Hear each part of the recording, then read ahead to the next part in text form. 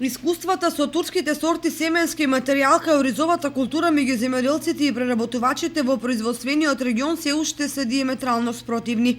Едни сметаат дека тие се со погуста вегетација и побогат род, од други дека сето тоа не го надоместува квалитетот кој е на страната на италијанските сорти. Затоа секој ја сее онаа сорта за која смета дека е подобро поминува на пазарот. Меѓутоа, меѓу земјоделците се уште до крај не е расчистена дилемата кои семења се подоходовни и профитабилни и што да посеат по нивите. Според земјоделските стручњаци во Македонија се уште доминантна сорта италијанската Сан Андреа, за која се смета дека е покрупна и поквалитетна.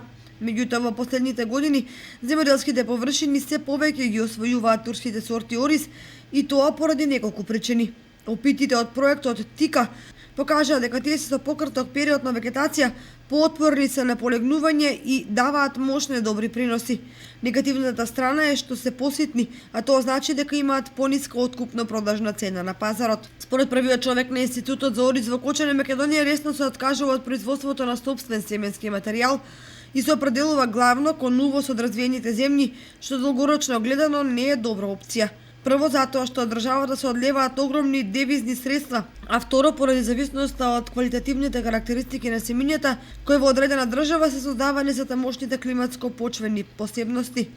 Во Република Македонија пролетва ќе се посеат околу 5000 хектари под оризова култура, површина за кои се потребни над 3500 тони семенски материјал.